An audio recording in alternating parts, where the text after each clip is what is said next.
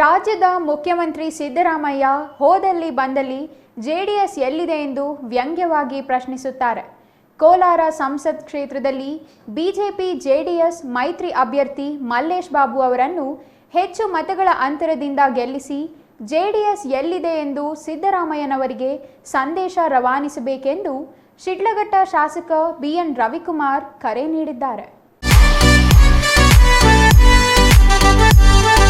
Sidlaghatta bus ನಿಲ್ದಾಣದ ಬಳಿ ಇರುವ ಅಂಜನಾದ್ರಿ ಭವನದಲ್ಲಿ ನಡೆದ ಬಿಜೆಪಿ ಮತ್ತು ಜೆಡಿಎಸ್ ಮೈತ್ರಿ ಸಮನ್ವಯ ಸಭೆಯಲ್ಲಿ ನೆರೆದಿದ್ದ ಜೆಡಿಎಸ್ ಮತ್ತು ಬಿಜೆಪಿ ಕಾರ್ಯಕರ್ತರಿಗೆ ಕರೆ ನೀಡಿದರು. ಹೆಮ್ಮೆಯ ಪ್ರಧಾನಿ ನರೇಂದ್ರ ಮೋದಿ ಅವರು ಪ್ರಧಾನಿ ಆಗುವುದಕ್ಕೂ ಮೊದಲು ಭಾರತ ಅಭಿವೃದ್ಧಿ ರಾಷ್ಟ್ರಗಳಲ್ಲಿ 10ನೇ ಸ್ಥಾನದಲ್ಲಿತ್ತು.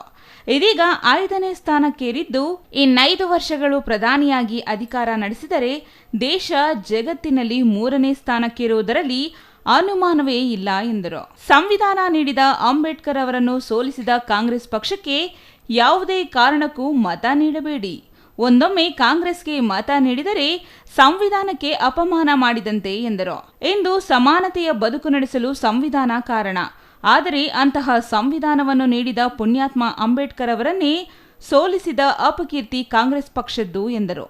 ಈ ಬಾರಿಯ ಲೋಕಸಭಾ ಚುನಾವಣೆಯಲ್ಲಿ ಅಂಬೇಡ್ಕರ್ ಅವರಿಗೆ ಅಪಮಾನ ಮಾಡಿದ ಕಾಂಗ್ರೆಸ್ ಪಕ್ಷಕ್ಕೆ ಮತ ನೀಡದೆ ತಕ್ಕ ಪಾಠ ಕಲಿಸಬೇಕೆಂದು ಮನವಿ ಮಾಡಿದರು. ಸೀಕಲ್ ರಾಮಚಂದ್ರಗೌಡ ಮಾತನಾಡಿ, ಎಲ್ಲರೂ ಸುಭದ್ರವಾಗಿ ಜೀವನ ನಡೆಸಬೇಕೆಂದರೆ ದೇಶಕ್ಕೆ ನರೇಂದ್ರ ಮೋದಿ ಅವರು ಮತ್ತೊಮ್ಮೆ ಪ್ರಧಾನಿಯಾಗಬೇಕು.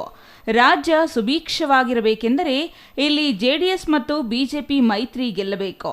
ಕೋಲಾರ ಲೋಕಸಭಾ ಕ್ಷೇತ್ರದಲ್ಲಿ ಜೆಡಿಎಸ್ ಗಟ್ಟಿಯಾಗಿದೆ. ಜತೆಗೆ ಇತ್ತೀಚಿನ ದಿನಗಳಲ್ಲಿ ಹೆಚ್ಚು ಸಂಘಟಿತವಾಗುತ್ತಿರುವ ಬಿಜೆಪಿಯು ಜನರ ಮನ ಗೆದ್ದಿದೆ.